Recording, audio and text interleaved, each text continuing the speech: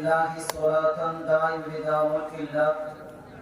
اللهم أصلح أمة محمد، اللهم ارحم أمة محمد، اللهم فرج أمة محمد صلى الله تعالى عليه وآله وصحبه وسلم. ربنا آتنا علما نافعا ورزقا كريما ودهنا واسعا وعملا صالحا وقلبا منورا بنور المصطفى صلى الله تعالى عليه وآله وصحبه وسلم. وصلى الله تعالى على خير خلقه محمد وآله وأصحابه أجمعين برحمتك يا أرحم الراحمين بحق لا إله إلا الله محمد رسول الله صلى الله تعالى عليه وآله وصحبه وسلم. السلام عليكم ورحمة الله وبركاته. نحمدك يا من شرح صدورنا ونور قلوبنا واتبع رسوله على علوم الأولين والآخرين وعلمه علم ما كان وما يكون. والصلاة والسلام على من كان نبيا وآدم بين الماء والطين. أما بعد، فأعوذ بالله من الشيطان الرجيم. بسم الله الرحمن الرحيم.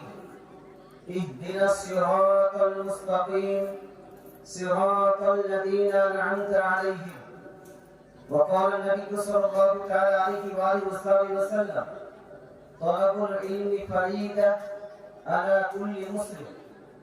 وقال رسول الله صلى الله تعالى عليه وآله وسلم: نهيتكم عن زيارة القبور فزوروها. وقال رسول الله صلى الله تعالى عليه وآله وسلم: الأنبياء أحياء في قبورهم يصلون.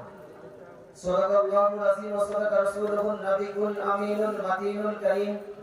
ونحن على ذلك من الشاهدين والشاكرين والذاكرين والحمد لله رب العالمين. সমস্ত প্রশংসা, হামদ, সানা, তারিফ একমাত্র মহান প্রতিপালকের দরবারে নিবেদিত, যিনি এক, দ্বিতীয়, যিনি অক্ষয়, অক্ষয়, যিনি নিরাকার, যিনি নিরাকার, নিরাকার, নিরাকার, যিনি আপনাকে আমাকে গোটা কায়নাতকে সৃষ্টি করেছেন। তো স্পেশালি আমাদের কি দয়ার নবী, মায়া নবী, আকা ইনামদার, মাদিনী তাজদার, আহমদী মুখতার জনাবি রাসূলুল্লাহ সাল্লাল্লাহু তাআলা আলাইহি ওয়াসাল্লামের উম্মতি হয়ে জীবন অতিবাহিত করার শক্তি প্রদান করেছেন। এবং আজকের এই পবিত্র মঞ্চে, পবিত্র সভায় আমাদেরকে আসার, আলোচনা করার, বক্তৃতা শ্রবণ করে নিজের ইসলামিক জ্ঞানকে বৃদ্ধি করার শক্তি প্রদান করেছেন। তাই আসুন সেই মহান প্রতিপালকের দরবারে একবার শুকরিয়া জ্ঞাপন করি। পড়েন সবাই উচ্চ স্বরে আলহামদুলিল্লাহ। একটু আর জোরদার পড়ুন আলহামদুলিল্লাহ। সম্মানিত মুসলিম সমাজ, কুমারগঞ্জ মাদ্রাসা থেকে আজকে 22 জন দাস্তার পেলেন, পাগড়ি পেলেন। যা দৃশ্য, যা সুন্দর মানজার আপনারা প্রত্যক্ষ করছেন। সম্মানিত মুসলিম সমাজ, এই পাগড়িটা কিন্তু এমনি এমনি দেওয়া হয়নি। বা দু একটা হাদিস এই প্রসঙ্গে আলোচনা করি, তারপর আমার বক্তৃতা দিকে আসবো। আজকে আমার বক্তৃতা কিছু আলোচনা হবে বিবাহে প্রচলিত কুসংস্কার, নাজায়েজ এবং বিদআত কর্মসমূহ। প্রসঙ্গে একটি প্রশ্ন করা হয়েছে আমাকে যে কেউ যদি মাজারে মান্যত করে তাহলে এই মান্যত বৈধ হবে কি হবে না? আর মাজারে যদি গরু ছাগলের মান্যত করে নেয়, তারপরে সেই মান্যত যদি মাজারে না দিয়ে ওই গরু বা ছাগল বা মুরগি যদি এই কুমারগঞ্জ মাদ্রাসায় দিয়ে দেয়, তাহলে বৈধ হবে কি হবে না? নেকি কম হবে না বেশি হবে? কথা বুঝতে পারছেন না? হ্যাঁ। আরেকটা প্রশ্ন, মসজিদে ছাগল মুরগি কেউ কেউ দান করে, ওটাকে আমাদের দেশে সদকা বলে না? অনেকগুলো মানুষের মাথায় প্রশ্ন আছে যে সদকার জিনিস ওই মুরগি, খাসি কিনে বাড়িতে পুষতে পারবো কিনা, খেতে পারবো কিনা, জানের বদলায় জান দিয়েছে সেটা ক্রয় করে আমি যদি খাই আমাদের কোনো ক্ষতি হবে কি হবে না? এই কয়েকটা মশলা নিয়ে আলোচনা হবে। তারপরে আপনারা সুন্দরভাবে বাড়ি চলে যাবেন, আমিও বাড়ি চলে যাব। তবে আলোচনার আগে দুই একটা হাদিস, এই যে পাগড়ি কিন্তু এমনি এমনি দেওয়া হয়নি। এর পিছনে 8 জন শিক্ষক, আপনার 24 ঘন্টা মাদ্রাসায় থেকে, আচ্ছা 8 জন ওলামায়ে কেরাম আছেন, একজন মাস্টার সাহেব আছেন নাকি? হ্যাঁ, তো 8 জন ওলামায়ে কেরাম, একজন মাস্টার সাহেব, আর অনেক বড় কমিটির লোক দিন রাত 24 ঘন্টা মেহনত করার পরে এই মাদ্রাসা নির্মাণ করার পর আপনার মাদ্রাসাতে কত কয়েক বছর ধরে পড়াশোনা করার পরে এই পাগড়ির যোগ্য হয়েছে। যদি যোগ্য না হতো বা, তাহলে আমরা এতগুলো মানুষের সামনে তাদেরকে পাগড়ি দিতাম দিতাম না। শোনো, ইনারা যে জ্ঞানটা অর্জন করেছেন, এই জ্ঞানটা শুধু ইনাদের উপর ফরজ ছিল না, ইনাদের উপরই জরুরি ছিল না। প্রত্যেকটা মানুষ যারা ইসলামের সঙ্গে সম্পর্কিত, ইসলামের আপনার সঙ্গে কানেক্টেড, এবং প্রত্যেকটা ব্যক্তিকে এই জ্ঞানটা অর্জন করা জরুরি ছিল। আমার নবী, আপনার নবী, দয়ার নবী, মায়ার নবী, আকাই নামদার মাদিনী তাজদার আখতারি মুক্তা জনাবি রাসূলুল্লাহ সাল্লাল্লাহু তাআলা আলাইহি ওয়াসাল্লাম হাদিসের মধ্যে ইরশাদ করেন, হাদিসটি সুনান ইবনে মাজাহ জিলদ নাম্বার 1 হাদিস নাম্বার 23, আপনার 232 এর মধ্যে এই হাদিসটা লিপিবদ্ধ আছে। তাছাড়া মিশকাত শরীফ প্রথম খণ্ড চ্যাপ্টার অফ নলেজের মধ্যে হাদিসটা লিপিবদ্ধ আছে। নবীজি ইরশাদ করেন, তলাবুল ইলমি ফারিদা আলা কুল্লি মুসলিম, to get Islamic knowledge is compulsory necessary for each and every person connected to Islam. নবীজি বলেছেন, ধর্মীয় জ্ঞান, ইসলামিক জ্ঞান অর্জন করা, এটাকে গেট করা প্রত্যেকটা মুসলমানের জন্য ফরজ অনিবার্য। সুবহানাল্লাহ। প্রত্যেকটা মুসলমানের জন্য অনিবার্য, এটা জরুরি, এটা কম্পালসরি। নবীজি বলেন, সেই মুসলিম পুরুষ হোক অথবা মহিলা, পুরুষদের উপর ধর্মীয় জ্ঞান অর্জন করা ফরজ, আর মহিলাদের উপর ধর্মীয় জ্ঞান অর্জন করা ফরজ। কিছু জিনিস আছে বা মুস্তাহাব, করলে নেকি, না করলে গুনাহ নাই। কথা বুঝতে পারছেন না? যেমন পীরের কাছে, পীরের হাতে হাত দিয়ে বায়াত গ্রহণ করা, এটা একটা মুস্তাহাব কর্ম। কি কর্ম? জরুরি কি কর্ম? এটা একটা মুস্তাহাব কর্ম।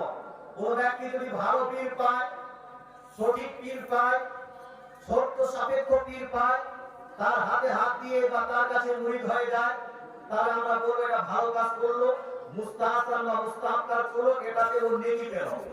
কিন্তু কোন ব্যক্তি যদি গোটা জীবন মুরিদই না হয়, কোন পীরের কাছে প্রচলিত যে বাইয়াত, এই বাইয়াত গ্রহণই করলো না, তার কি গুনাহ হবে? বা তার গুনাহ হবে না। ভালো না, গুনাহ হবে না। কারণ বাইয়াত বা পীর মুরিদি, এই যে আপনার মুরিদ হওয়া, এটা একটা মুস্তাহাব কর্ম।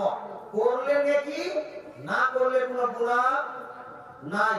কিন্তু ধর্মীয় জ্ঞান অর্জন করা, এটা কিন্তু মুস্তাহাব না। এটা নবীজি সাল্লাল্লাহু আলাইহি ওয়াসাল্লাম এটাকে ফরজ করেছেন, কম্পালসরি করেছেন। যেভাবে নামাজ পড়তেই হবে, পড়লে নেকি, না পড়লে কাবিরা গুনাহ। যাকাত দিতেই হবে, দিলে নেকি, না যাকাত দিলে হলো কাবিরা গুনাহ। হজ যদি ফরজ হয়ে যায়, তাহলে করতেই হবে, করলে নেকি, না করলে কাবিরা গুনাহ। ধর্মীয় জ্ঞান অর্জন করা, এটা হলো ফরজ, এটা হলো জরুরি। এটা করলে নেকি আছে, না করলে বড় গুনাহ আছে। কথা বুঝতে পারছেন না? ধর্মীয় জ্ঞানটা অর্জন না করাটা হলো বিশাল বড় গুনাহ। আজকাল আমাদের সুন্নি সমাজের মধ্যে একটা খারাপ একটা ধারণা, যে মাদ্রাসায় শিক্ষা গ্রহণ করব না, বক্তব্য দিয়ে ইমামের কাছে শিক্ষা গ্রহণ করব না, আমি ইসলামিক জ্ঞান অর্জন করব না, কিন্তু মুরিদ হতেই হবে। মুরিদ না হলে চলবে না। শুনুন মুসলমান, আপনাকে বলতে চাই, ধর্মীয় জ্ঞান অর্জন করাকে নবীজি ফরজ করেছেন। ধর্মীয় জ্ঞান অর্জন করা কতটা লাভ, কতটা নেকি, বুখারী শরীফের হাদিস আছে, মিশকাত শরীফের হাদিসটি বর্ণিত আছে, সুনান ইবনে মাজাহর মধ্যে রিপোর্ট আছে। আল্লাহ তাআলা রাসূল সাল্লাল্লাহু তাআলা আলাইহি ওয়াসাল্লাম ইরশাদ করেন, মান ইউরিদিল্লাহু বিহি খায়রা ইউফাকিহু ফিদ-দ্বীন। আল্লাহ তাআলা রাসূল বলেন, যার সঙ্গে আল্লাহ তাআলা ভালো চান, যার আল্লাহ তাআলা ভালো চান, তাকে আল্লাহ তাআলা দ্বীনের জ্ঞানী বানিয়ে দেন। সুবহানাল্লাহ। যার বন্ধন চান আল্লাহ তাআলা, তাকে কি করেন? দ্বীনের জ্ঞানী, দ্বীনের আলিম, দ্বীনের ফাকিহ বানিয়ে দেন। তাহলে যেই ব্যক্তিরা দ্বীনের জ্ঞানী হয়, আল্লাহ তাআলা তাদের প্রতি বিশেষ রহমত বর্ষিত করেন। যারা ইসলামিক জ্ঞানী হয়, তাদের প্রতি আল্লাহ তাআলা বিশেষ রহমতের দৃষ্টিপাত করেন। এই জন্য ভাই, দিন থেকে, ধর্ম থেকে যদি আপনি দূরে না যেতে চান, তাহলে আপনাকে ধার্মিক জ্ঞানটা অর্জন করতে হবে। আরেকটা হাদিস শুনুন, এই হাদিসটি রিপোর্ট আছে সুনান ইবনে মাজার মধ্যে। লাস্ট হাদিস এই প্রসঙ্গে আল্লাহ তাআলা রাসূল ইরশাদ করেন, মান সালাকা তারিকা ইয়ালতামিসু ফীহি ইলমান। দয়া নবী মানব ইরশাদ করেন, কেউ যদি ইসলামিক জ্ঞান অর্জন করার উদ্দেশ্যে কোন রাস্তায় অতিবাহিত করে, যে ব্যক্তি ধর্মীয় জ্ঞান অর্জন করার জন্য রাস্তায় বের হলো, আল্লাহ তাআলা তার জন্য জান্নাতের রাস্তাকে আসান করে দিবেন। সুবহানাল্লাহ। এটা জোরে সুবহানাল্লাহ হবে না? এখন কোনো মানুষ আছে বলতে পারেন, হুজুর আমার বয়স তো 70 বছর, আমার বয়স তো 80 বছর, আমার বয়স তো 90 বছর হয়ে গেছে, এখন তো আর মাদ্রাসায় পড়তে পারবো না, মাদ্রাসায় পড়ার সুযোগ নাই।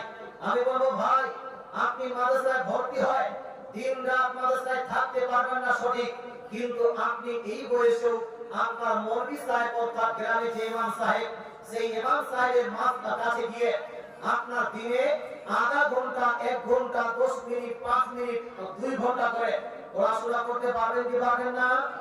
ভাবুন, পারা যাবে কি যাবে না?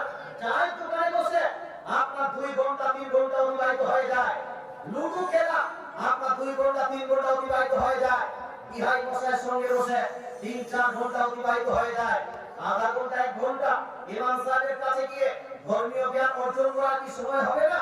অবশ্যই হবে। কেউ যদি মাদ্রাসায় না পড়ে ইসলামিক জ্ঞান নিজের কোন মৌলভী সাহেবের কাছে অর্জন করে, আল্লাহ তাআলা রাসূলের যে হাদিসের ফজিলত, এই ফজিলতটা সেও পাবে। সুবহানাল্লাহ। হাদিসের মধ্যে আছে, ধর্মীয় জ্ঞান অর্জন করো, মায়ের কোল থেকে তোমরা শুরু করে কবর যাওয়া পর্যন্ত ধর্মীয় জ্ঞান অর্জন করতেই থাকো। সুযোগ আপনার আছে যদি আপনার ইচ্ছা থাকে। তাই ভাই আপনাদের বলতে চাই, ধর্মীয় জ্ঞান অর্জন করতেই হবে, না করলে আমাদের বিপদ আছে কি নাই? আছে কি নাই? আজকে আমরা ধর্মীয় জ্ঞান জানি না, বিবাহ করব, এই বিবাহের আমরা মশলা মাসাইল জানি না, বিবাহ করার পরে তালাক দিব, তালাকের মশলা মাসাইল জানা নাই। আমরা ওই আম বাগান চালাচ্ছি, কিন্তু আম পাড়তে হবে কিভাবে, আম আপনার ওই বন্ধক, আমের জমি বন্ধক দেওয়া যাবে কি যাবে না, আমের গাছ বিক্রি করা যাবে কিনা, ফুল বিক্রি করা যাবে কিনা, এই মশলা আমাদের জানা আছে? জানা নাই। বিবাহ করেছেন, স্ত্রীকে আপনি কি ধরনের ড্রেস পরাবেন, স্ত্রীকে আপনি কোথায় স্নান করাবেন, এই সমস্ত বিষয় আমাদের জানা নাই। ছেলে মেয়ে হয়েছে, পেটা হয়েছে, ছেলে মেয়েকে স্কুল, কলেজ, ইউনিভার্সিটিতে পড়ানো যাবে কি যাবে না, মেয়ে যদি স্কুল, কলেজ, ইউনিভার্সিটিতে যায় তার ড্রেস হবে কিভাবে, সেটা আমাদের জানা নাই। সম্মানিত মুসলিম সমাজ, বিজনেস করছেন, ব্যবসা করছেন, কিন্তু ব্যবসা বাণিজ্যের মশলা মাসাইল জানা নাই। ইনশাআল্লাহ তাআলা 1 থেকে 1.5 ঘন্টা আমার আলোচনা হবে, কয়েকটা মশলা নিয়ে আলোচনা হবে। তবে আলোচনার পূর্বে আসি আমরা একবার নবীজির প্রতি মহব্বতের সহিত দুরূদ শরীফ পাঠ করি। আল্লাহুম্মা সাইয়্যিদিনা মাওলানা মুহাম্মদ ওয়া আলা আলিহি সাইয়্যিদিনা ওয়া আলা আলিহি সাইয়্যিদিনা মাওলানা মুহাম্মদ। আল্লাহুম্মা সাল্লি আলা সাইয়্যিদিনা